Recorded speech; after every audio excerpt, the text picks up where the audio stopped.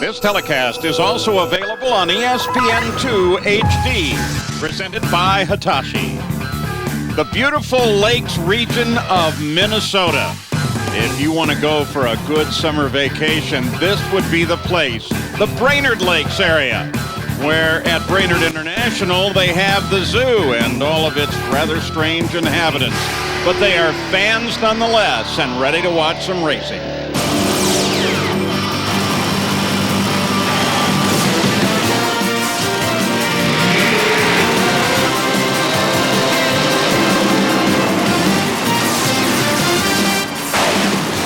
We welcome you all once again to our Lucas Sportsman Series coverage, this time from Brainerd International Raceway, the 25th annual Lucas Oil Nationals, at a facility that's seen more than its share of great championships, not just on the drag strip, but on the entire road course, a facility that stretches back to the late 60s, and boy, does it bring out the fans. And while we're at that, some of the fans can be very unusual, but they all love their drag racing.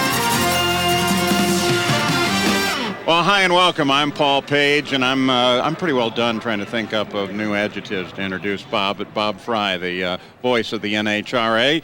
And we're going to look first at Top Alcohol Dragster, where the fuel-injected cars are really having their way up here, what with a lot of humidity in the air and the fact that it is good, clean, crisp Minnesota air. And then there's the Tom Conway influence. Yeah, it's very interesting. Quantity-wise and quality-wise, the fuel-injected cars pretty much dominated. We do have a couple of good supercharged cars, but the injected cars occupied the top 6 spots, and Tom Conway had his hands in 4 of the cars running, and then one of them running over in the funny car category, too. So very intriguing matchups in the opening round. A couple of the blown cars did survive, but right now it's going to be tough to track down those fuel cars. All right, let's go with the round 1 highlights. In the alcohol dragster category, 2 of those supercharged cars. The homeboy, John Haley, former Indy champ, against Jeff Veal. Jeff a little bit better out of the gate. The car's been running very well, but Haley goes 544 with a great run at 260 miles an hour to advance. Dave Harada and John Fink in a monster matchup here, 546 to 547. Harada with one of the Torco cars really running well this weekend. Qualified 6, beats John Fink right there. And then Lee Calloway, talk about the Tom Conway influence. He owns the Calloway car. He tunes the Morgan Lucas car. Got a little something from everybody. Lucas was quicker on the racetrack. Calloway quicker up the starting line. Calloway gets the win, and that stops Morgan Lucas's win streak at 2. He won at Sonoma right here on ESPN, and then won the Lucas Oil Points race last weekend. And there's the Top Alcohol Dragster ladder for you. Great matchups. The upset there, Richard Putz beating Spencer Massey, the number 1 qualifier. Then you can see Arthur Gallant, who loves coming up here running, the former Lucas Oil champ, against Calloway. On the flip side, the red-hot Bill Reichert with a Barslick's car against Marty Thacker and the supercharged machine, and then Harada and Datweiler, a couple of the good Division 3 cars. That's a pick 'em. All right, then let's talk about Top Alcohol Funny Car in the Lucas Oil Sportsman Series, because there are no real surprises. Things pretty much went as planned, and that's a good thing. Yeah, if this were a horse race, we'd call it a chalk track. The top 8 qualifiers, for one of the very few times in recent memory, all won, all survived. A couple of them got a scare, but we have a loaded field going into round number 2. 8 very good race cars and 8 guys that really ran well in that opening round. All right, let's take a look at round 1, Top Alcohol Funny Car. It'll be a great matchup, Jay Payne and Bobby Martin. Bobby always comes in the race car that doesn't get on down the racetrack. Jay qualified extremely well, right behind Frank Manzo, drives away with a 573 and gets that win at a 253-mile-an-hour runner. Roger Bateman, we saw him at the last race running well against the former Olympic champion Marty Notstein. Bateman again, 568, and that car right now is certifiably hot. Then Brandon Lewis, that's the car that's being tuned by Tom Conway, straps a big hole shot on Vern Mose. Vern was the number 7 qualifier. If you're paying attention, you know that Vern's going to come by with a Kendall car and get the win, but not without a fight. And Vern goes 565 in that win. Second best DT in that round, bettered only by Frank Manzo. Frank Manzo is going to go against that Johnson-Ederman combo in that round. Bateman and another great runner, Hank Coolidge, who just continues to make good run after good run. On the flip side, look at that, 2 great veterans, Jay Payne and Vern Mose, and then the former Lucas Oil champ, Cy Testament, against a red-hot Torco kid, and that's going to be Nick Snyder. Great matchups, top 8 qualifiers, and you bring your A game to the line with you. Let's send you over to Dave Reef. You got to go north of the border to find out one of the best alcohol funny car stories this year, and it's the Noble Smile car, owned by this man on the left. It's Winnipeg's Brian Friesen, tuned by Winnipeg's Ken Murray. These guys have been at this sport a long, long time, and finally now they've teamed up with another guy who's been in the sport a long, long time. It's Roger Bateman from Calgary. Not even anywhere close, but somehow you guys have finally ended up together. Well, both of us, we've both been in the sport for 30 years, Ken and dragsters, me and funny cars. We knew of each other till Brian decided to give me a call. We all ended up in one camp for a change. You guys have been certainly enjoying some success, came very, very close at our last race in Sonoma. We sure did. The car ran well, and it ran right well to the final. We had a little problem, but we got beat by a real good race car, made a great run, so that's racing. You're into the second round now. As I look to the front of your car, I see a lot of Hank Coolidge's crew over there. There's a couple of interesting, funny stories here, too. Yeah, well, when I'm not driving this car, I do work on Hank's car and help him out. We had a fuel pump seize up when we got here, and we got one of Hank's fuel pumps on our car. They're over here threatening to take it off before we run them this round. You going to give it back? It'd be a hell of a fight. Sorry, guys, the fuel pump's going to stay here, but you guys can settle it out on the racetrack. So Top Alcohol Funny Cars, Cy Chesterman and Mick Snyder come to the line. Well, the fuel classes, the guy named John Force owns this track, having won this thing 10 times. Cy Chesterman won this in 93, 96, 2000, 2002, 2004. Went to the runner-up spot in 94. So it's just about his place, too. He's got his name on the mortgage papers here. The number 7 in the points last year. But a very solid car over there in the far lane. Mick Snyder, we continue to mention that Torco Fuels, that Lenko drive, continues to impress. But this is a really good racetrack right now. I think the power cars can dominate here in this round.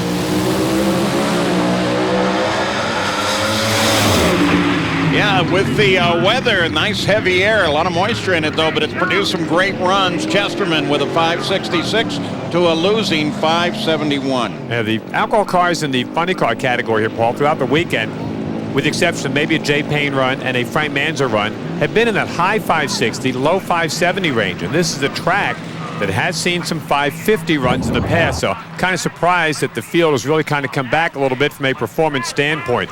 Good solid run right here. Again, Mick Snyder, that car, just almost flawless, but I said that the power cars here on this track, a little bit quicker right there for size. He drives around, qualified in the number 3 spot. He was better in qualifying than Mick. He was better right there on the racetrack. You can see the track is fairly cool. It's an interesting matchup right here. We see Roger Bateman off that spectacular run there that we were talking about in Sonoma, the NobelSmile.com. And Hank Coolidge, now Hank's team, runs out of Montana. They're good Division 6 runners. Actually went over earlier in the weekend, loaned a fuel pump over to the Roger Bateman's team. And since then, man, Roger's been running very well. They actually tried to repossess it before this round, but I don't think it worked. Cy Chesterman is already out of the car and with Dave Reeve. Yeah, one of the most successful men at BIR. How does a 566 hit you on a warm, swampy day? Wow, hey, that's better, isn't it? Hey. You're surprised about that? That kind of surprised me a little bit. Yeah, I didn't feel like that good a run, but you know, you never can tell. So Challenges, though, are dealing with the humidity. Do you have to change a tune-up a little bit today from yesterday? not a lot. We pretty much left it alone. Fresh clutch. Go down the racetrack. That's why I'm not a crew chief. Yeah, that's the key. Just go down the racetrack. Don't give it up. The guys in the first couple of qualifying runs really missed at the track. The track is just absolutely tight, giving these guys the opportunity to throw all the horsepower they can at it. They missed it a little bit in the early going, but it's starting to come back right now. The really veteran teams, I think, have got this thing figured out. Good matchup right here. Hank Coolidge, the runner out of Sunburst, Montana. He'll be up at the Acton racetrack in Montana for the Lucas Oil Points race next week, and we're going to see a lot of him down the stretch. They're very happy with the way the car's been performing. As a result, they're going to run a lot more races for the end of the year.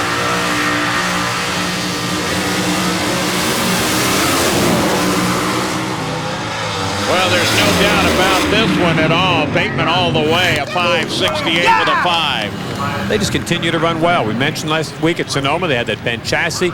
They got it fixed. They ran well there, better than they ever have before. There's a guy that went to the finals here in 1984 in the alcohol dragster category, the crew chief right there for Roger Bateman. This has to be the singular most improved car on the tour this year. Must have been a glitch or a little distraction out there for Hank on the line. Maybe he's still trying to repossess that fuel system that they gave to Bateman. But right there, just a solid run. Little bit of tie shake, very little bit. We've seen some of that there when they come off. Probably the first 600 feet of the race course, there's not as much contact with the track down course, and some of the drivers have had a little bit of a problem with it right now. But just what a great couple of weeks it's been for Roger Bateman, who's been doing this for a long while. And what a great week it has been at Brainerd International, even with threatening weather here today. Down at the far end of the track is what they call the zoo. It's the campground. Here's some pretty major fans down there. We'll be right back.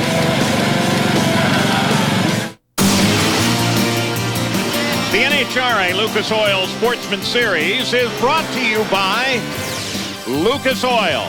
Keep that engine alive. And down at the far end here at Brainerd International Raceway with Roger Bateman, a man who just went 5.685 seconds, the same exact time you had yesterday. You believe that? If this is a bracket deal, we're okay, aren't we? But unfortunately, some of these guys will go real fast, so we'll have to step up. Now what are you going to do with this Hank Coolidge fuel pump? You're going to go ahead and keep that thing in there and give it to him, well, hopefully a couple rounds later? Going to get security over there and protect it for at least one more.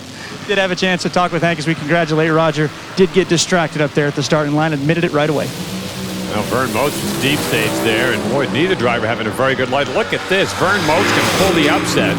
Wow. I mean, a 591 beating Jay Payne, that is stunning as both teams on the starting line. A 1:17 reaction time for Vern, a 1:49 for Jay Payne. And Vern Moats, who went to the final round here, beat Frank Manzo here 23 years ago in a final round.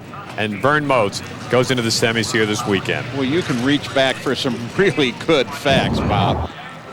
Back at the line, let's look at it again. Which is very bizarre. Now, obviously, something mechanical had to strike Jay's car. They busted a transmission during qualifying. It might have had a little problem right there, but the car just never moved when he hit the throttle. But give Vern Moats some credit. Wheeling around down there, but he straightened it out right down the center of his lane and right into the semifinals. We had 4 of the top 6 guys in the points coming in here. Jay was number 2. Manzo's 3, Size 5, Mick Snyder 6, and a couple of them are out, so good chance for some of these guys to make hay. And that's the last national event that Jay Payne can claim, by the way. Tough way to wrap up your points earning.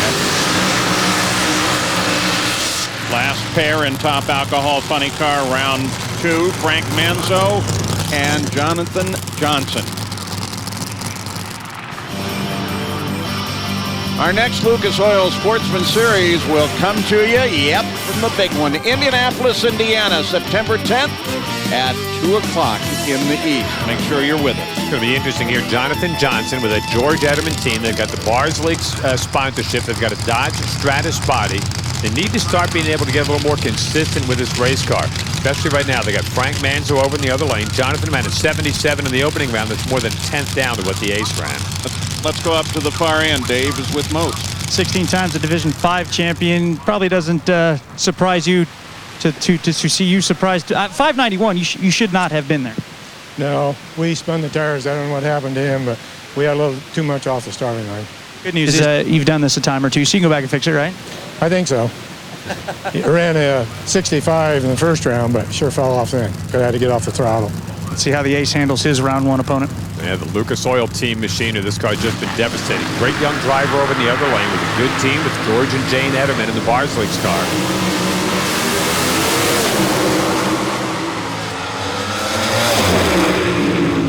And it's Frank Manzo again.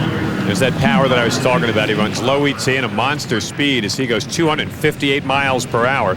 And it's going to be interesting. Frank Manzo is going to get that Canadian team, Roger Bateman, in the next round. But Jonathan was holding 2 as they went by the Christmas tree, meaning he was 200 seconds better off the line. But, well, I got to tell you, when the guy in the other lane's running 561, running 258, there's that little same tire shape that we saw from Roger Bateman.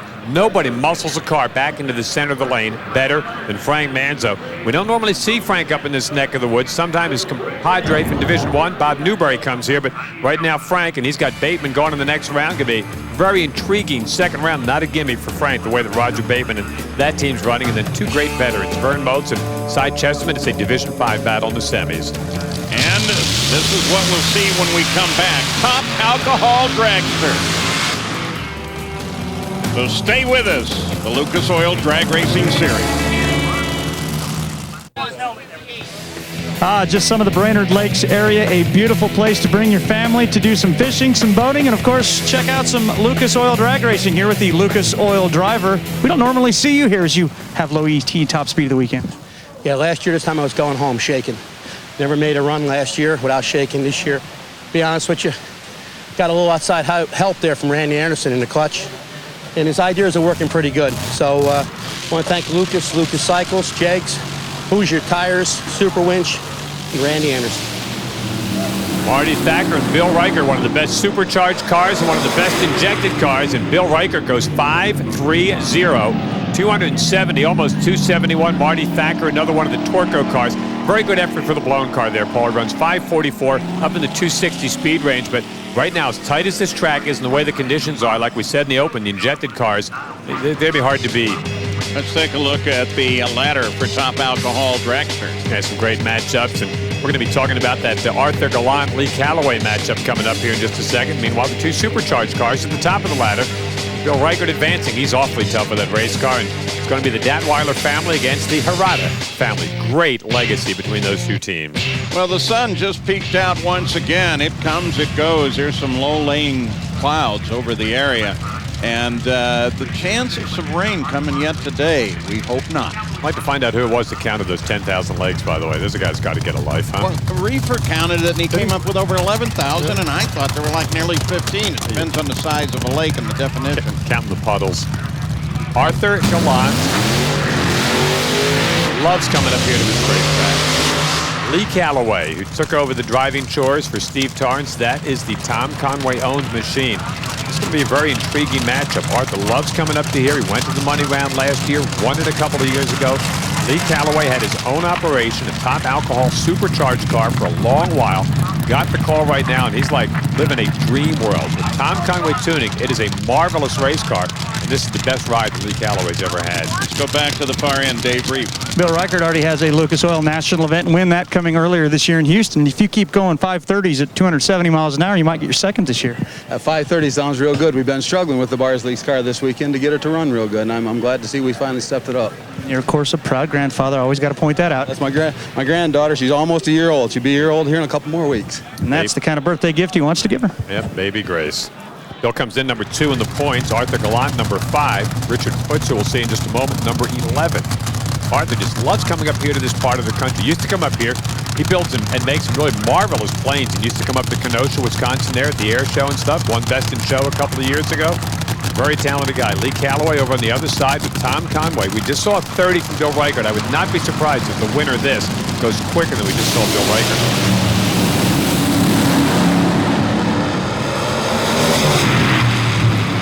.530 with the 1. The Callaway's 540. Well, he matches him stride for stride. Another big speed there, 268 miles an hour for Arthur Gallant. And that is a very strong race car. Silently off the radar screen, Arthur throwing his helmet right in the battle for that second Lucas Oil Championship. Just about a flawless run here. The two cars, a little wiggle down there in high gear when they come off of that really good, solid first half of the racetrack, and then Arthur just drove away. You start running up around the 270, you're going to have to run those kind of speeds to keep pace with Bill Reichert here, because we know that Reichert from half track on, there's just nobody that can stay with him in this class. Continuing top alcohol dragster, the Lucas Oil Sportsman Series. At the line, Todd Datweiler and David Harada. Like I said, a great heritage right here. Datweiler and his family came here, won it in '92. We saw them win at Route 66 earlier this year. The beautiful T&E haulers. The Dave Harada team, his dad owned the car that a young kid named Bobby Vodnik drove at the U.S. Nationals in 1963. When they beat Don Garlitz in the finals of Top Eliminator out there, and his dad's with him here on the starting line. Well, there you go with some of those really old facts. It's just marvelous, though. It's a great tradition. It just shows you how well these families have done, how much they like the sport. And it's like somebody told my wife when we were engaged, getting ready to get married, they told us that better get used to this. The guys don't grow out of it. It's just a great sport. You know, 63 U.S. Nationals, my first drag race. Let's go to Dave. Arthur Gallant loves getting wind lights, especially when he's got a bunch of team guys that are a little bit banged up. Yeah, we're all crippled. Right ankle, throttle foot. It hurts like hell. My brother's left knee cartilage torn, needs surgery. Oh, great. We all need this Powerade stuff and Lucas Oil to lubricate those bones. The important thing, though, is your wife okay? Yeah, my wife is great. Marion's good. Eckerly and Charles, thanks a lot for the rings. And NGK, Dan Page Race Cars, good job. And good job to all the crew. Thanks a lot. We'll be back. In between them, they haven't got one good body. Yeah, that's the best sponsor hit for Lucas Oil I think I've ever heard, though. Yeah, that's it. Keep those joints going. Well, we got a good matchup here. Todd Datweiler and Dave Harada. Harada's a guy that when that car is hitting on, that thing can run up to around the 280-mile-an-hour mark. He was the quickest car in the field for the better part of a year, a few seasons back. Datweiler's car, along with his dad, just a very, very solid race car. Rarely do they beat themselves.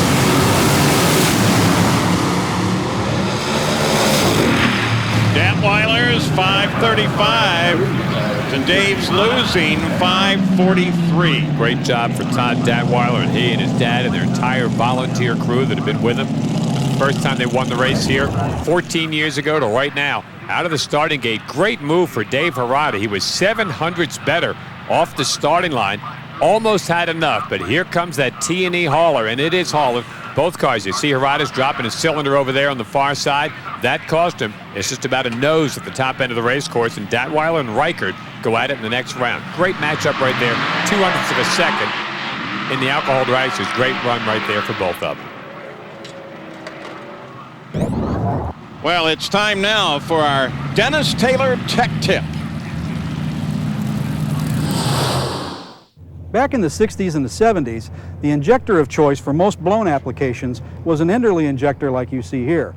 But over the years, those have evolved to carbon fiber injectors on all the top fuel and funny cars. Well, nowadays, carbon injectors are showing up on the alcohol cars like this one from Composite Specialties. I'm with the Northwest hitter, Bucky Austin. And Bucky, give me an idea why we run this kind of injector on your car. Well, obviously the weight and the more score inches, but since NHRA took us from 125 and restricted us down to 92 over, we've been looking for ways to deliver the best oxygen we can to the engine. And the carbon fiber piece here is one of the best ways to do it. It's flexible, we can cut and chop, we can make modifications. We've moved the location forward on the blower. So with this composite injector, there's many ways to alter the air. So as you can see, air delivery to the engine is very critical in the alcohol ranks, and ongoing development never stops. So there's your tech tip, and there are the fans. Boy, they stay in the grandstands regardless of the weather, and they've really weathered it out today. Good thing to talk about those superchargers, because here we got two of the best running right here. Richard Putz taking on John Haley. Haley ran a 44 in the opening round. Former Indy champ right now running about as well as he has. Look at that, 5.40.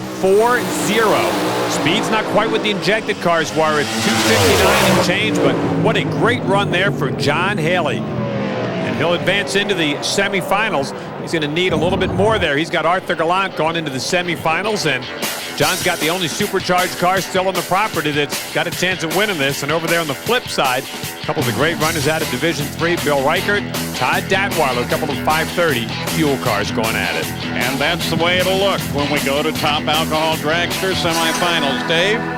Down with Todd Datweiler, and when you give up 700s on a starting line to a guy like Dave Harada, do you see that? And when you do, what's going through your mind?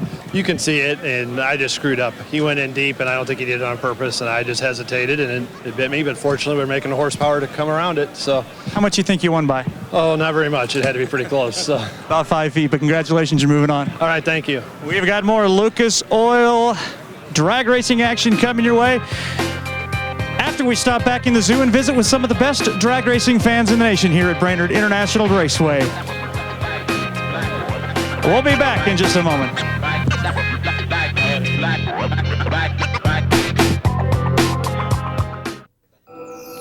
This telecast is available on ESPN2 HD, presented by Hitachi. And we welcome you back to the Lucas Oil Nationals, the Lucas Oil Sportsman Series. I'm Paul Page with Bob Fry.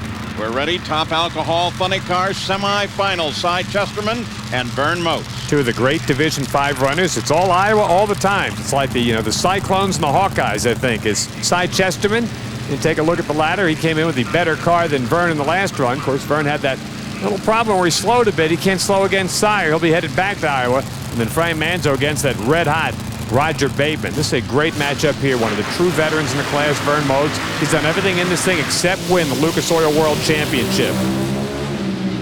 Busted right off the starting line, and Cy's going to sail right down Broadway and goes 569. 253, a good, solid effort. He was 041, better out of the gate, and Vern's car didn't see it enough on the starting line. Looks like he's still trying to cruise on down to get to the end of the quarter mile, but Cy Chesterman again, as we said in the last round, he just runs very well here. Got a couple looks for you if you look over in that right lane. I got to think that's a transmission, the way that thing reacted coming off the line. It had the power off the line, shakes the tires badly right there. I don't know if he could have recovered that and run downside, but the end result is that Chesterman gets the win, and I'm sure that's a trans problem there for that Kendall team. But another great effort and a fine showing for one of the true veterans of this sport, Vern Motes. So Top Alcohol Funny Car continues in the semifinal. Our next NHRA race is the Big Go, the Mac Tool U.S. Nationals. We'll have over 10 hours of coverage starting on Saturday, September 2nd, qualifying at 5 p.m. All on ESPN2 and ESPN2 HD. Be there. I've always wanted to say that. Let's go to Dave Reef. Cy Chesterman, 569 car slowed a bit, but you had a little drama back in the pits. Oh, nothing serious. We apparently bent a valve or something. Hutch caught it on the last minute and had to change it real quick and change ahead. But fortunately, it rained a little bit, so it gave us a few extra minutes. You've won so many times here. Is it just second nature for you guys to come here and just almost expect success? No, not really. Especially this year, performance hasn't been that good, and car seems to be coming around now. We've had a few lucky breaks, so let's hope we can keep going. Will they race? We'll find out here in about 5.5 seconds. The Hutch that he talked about, Dan Hutchmeyer's longtime friend and crew chief. This can be a real test for this team right here, Paul. We talked about Frank Manzo. Everybody knows how strong he is. He is just the absolute best in this class. He's been doing this longer and better than just about anybody else. And Roger Bateman and that team right now, the Brian Friesen-owned car, had a great smile on the side of that race car. We talked about that, too. He was smiling at Sonoma when they went into the money round. They're going to have to earn it right here. Ken Murray's got that car running very well. He's one of the great tuners right there with that alcohol car. But Roger's going to have to be right with Frank out of the gate. They're going to have to run 65 or better, I think, to win this thing.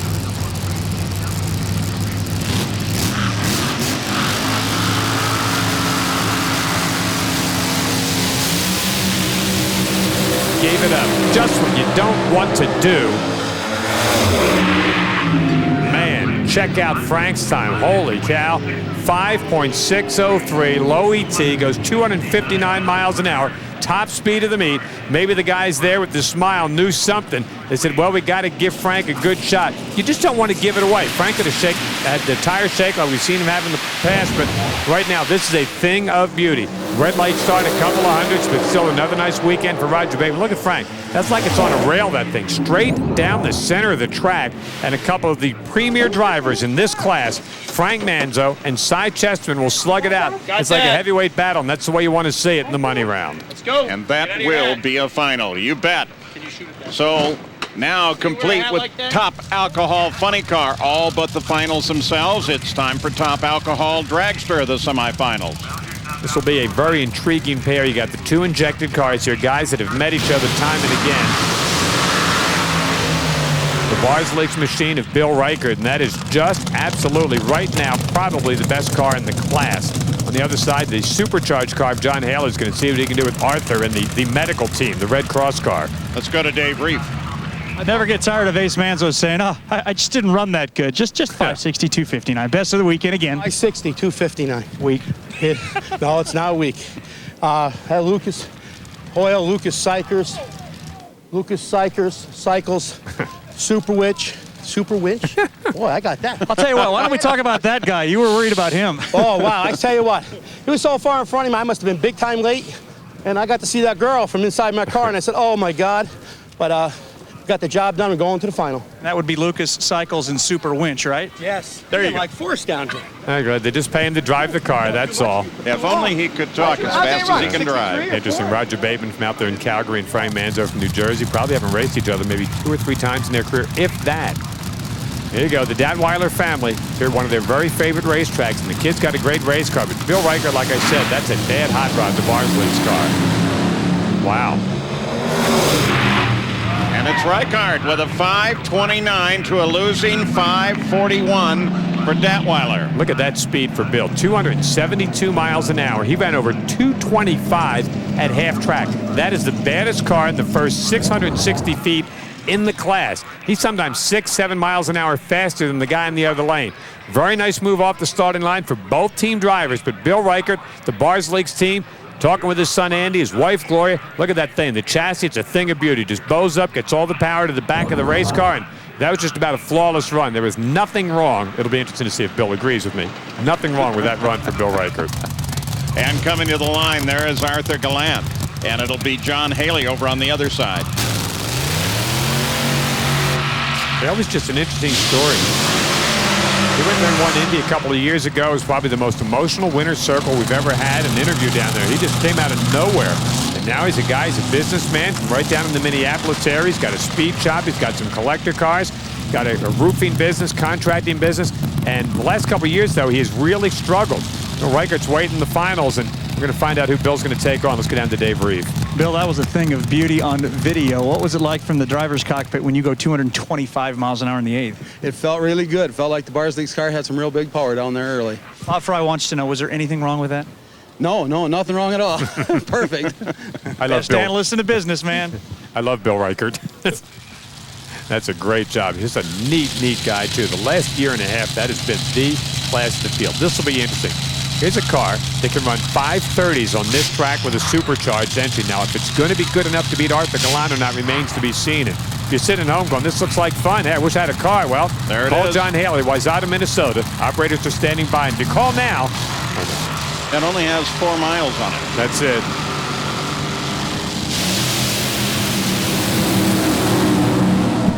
Wow. Blew it up. So Arthur Gallant will move forward with a 534, and for John, that thing just blew up at about half track. Interesting now, the speed for Arthur at half track was 220 miles an hour. Like we said, that's almost 6 down from what we saw Bill run. But Arthur's going to give him a good shot. Outside of the East Coast tracks back at Maple Grove and Englishtown and Gainesville, this might be Arthur's favorite venue to come running this racetrack.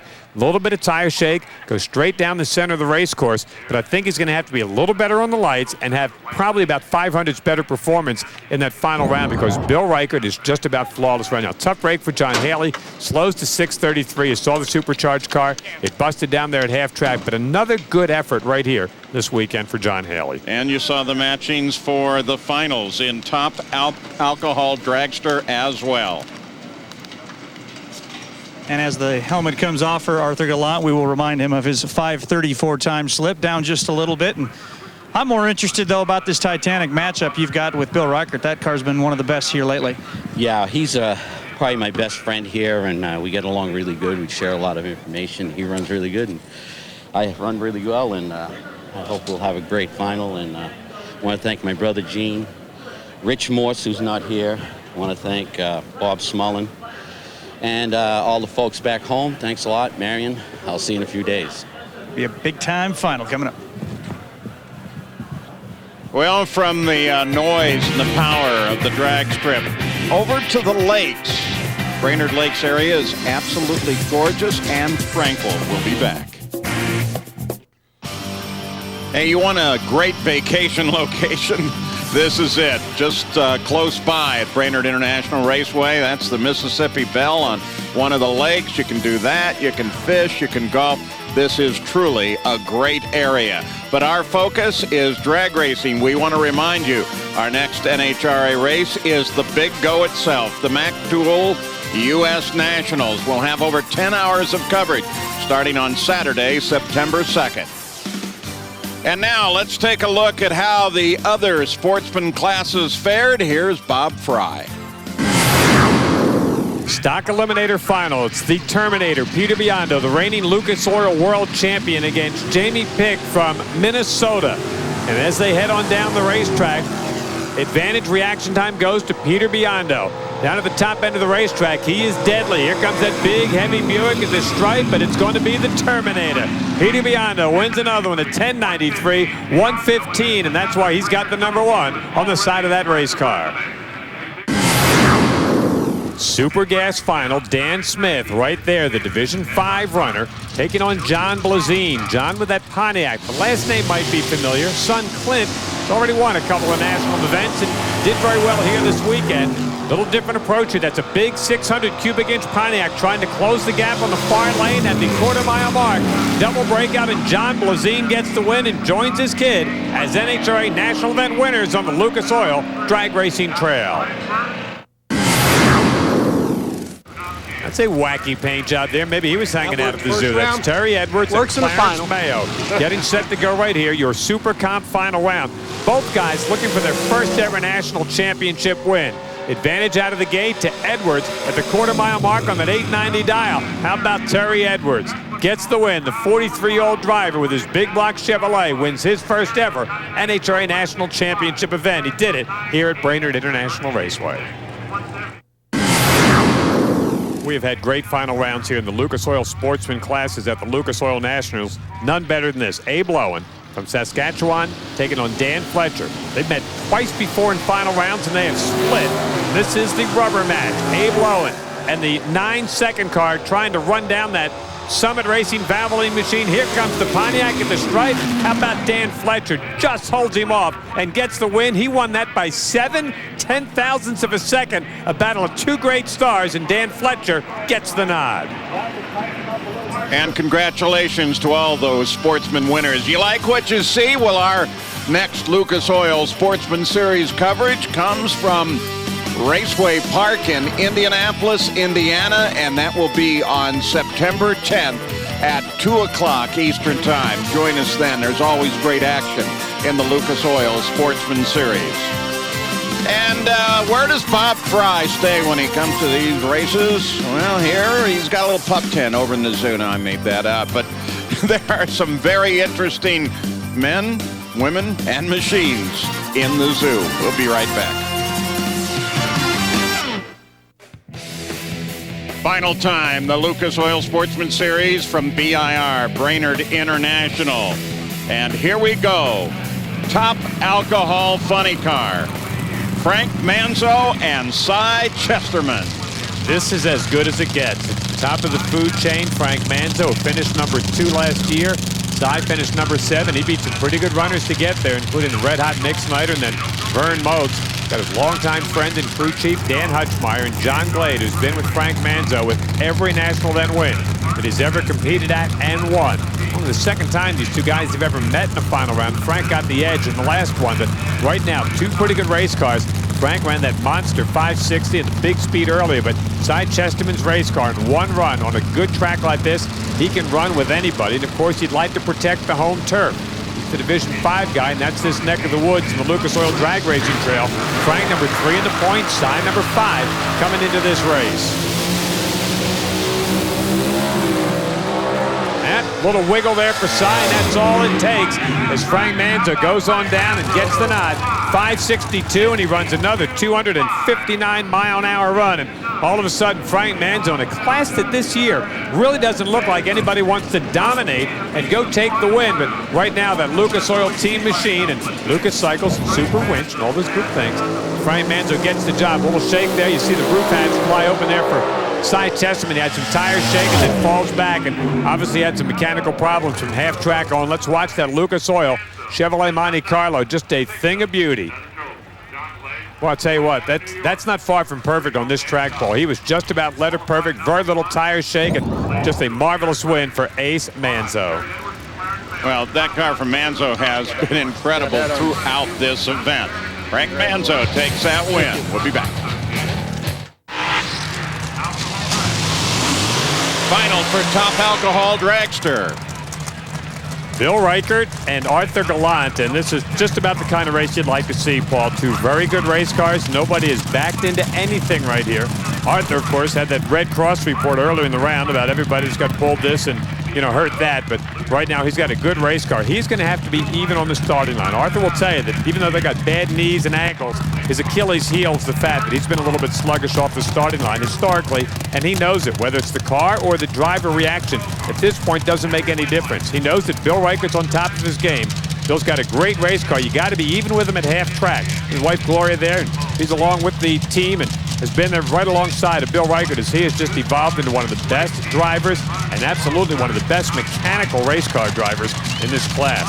And some light drops of rain in the area as Top Alcohol Dragster comes to the line. Bill qualified in the number 2 spot. Arthur was in the number 4 spot, and a couple of hundreds between them almost every round. And that's why I mean Arthur's got to be right with him off the starting line.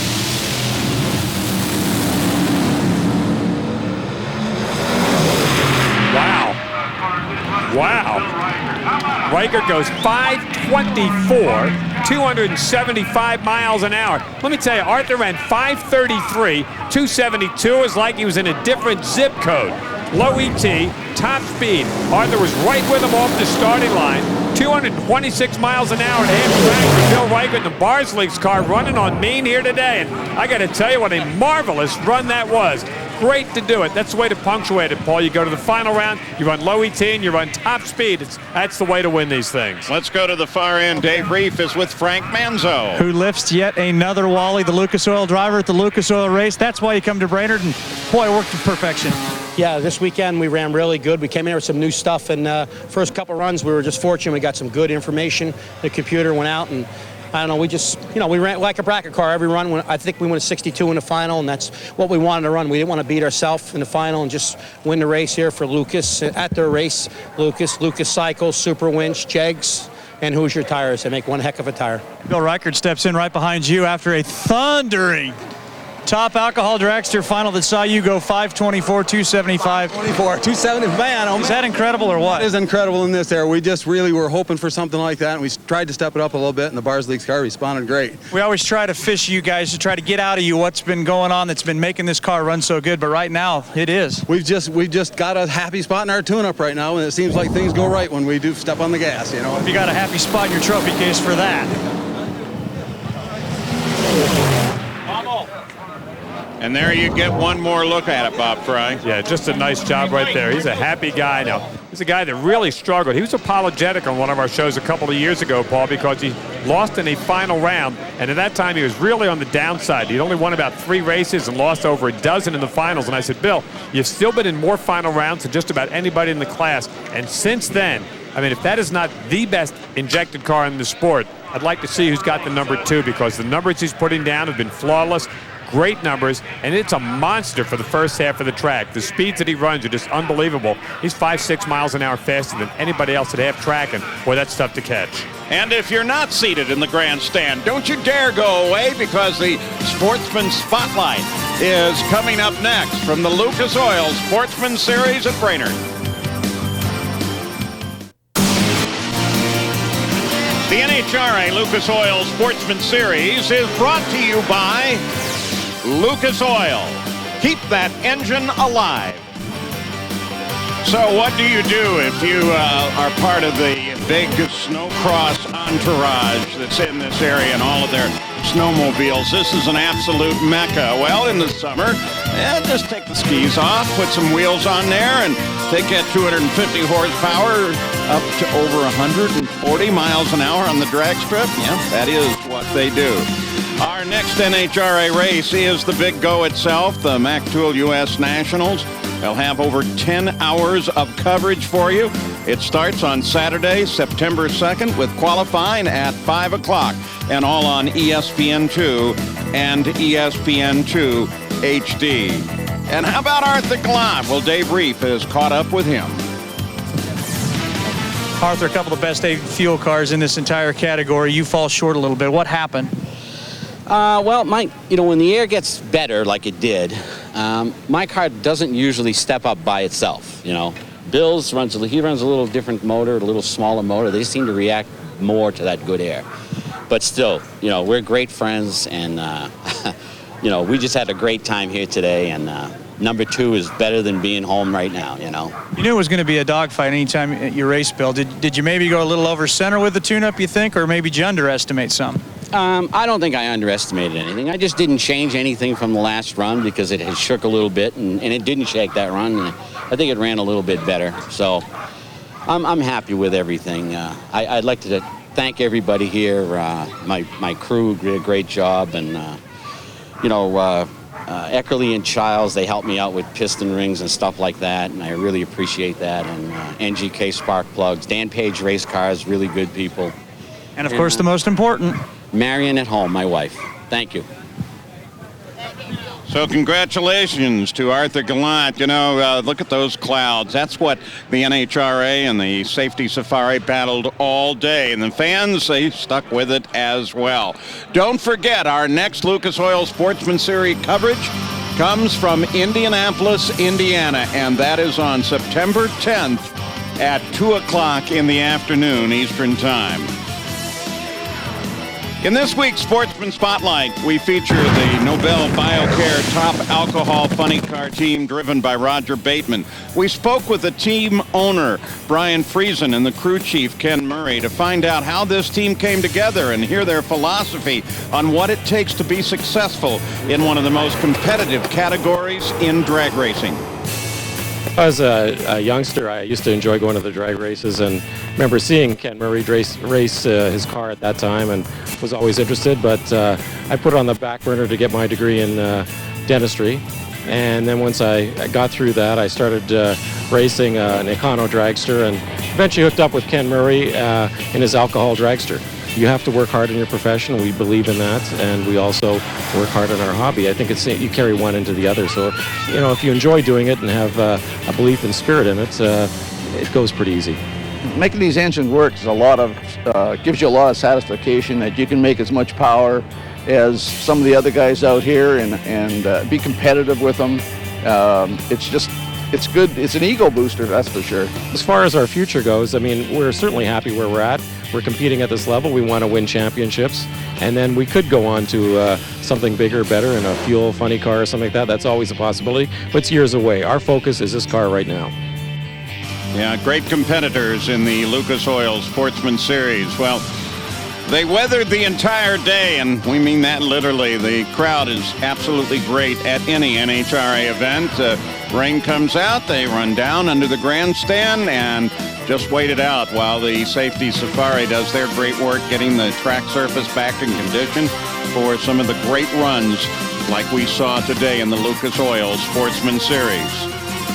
And coming up next, it's going to be the 2006 World Series of Poker presented by Milwaukee Light. Our next Lucas Oil Sportsman Series coverage comes from Indianapolis, Indiana, September 10th at 2 p.m. Make sure you join us then. For Bob Fry, I'm Paul Page. Thanks so much for joining us. This has been a presentation of ESPN, the worldwide leader in sports.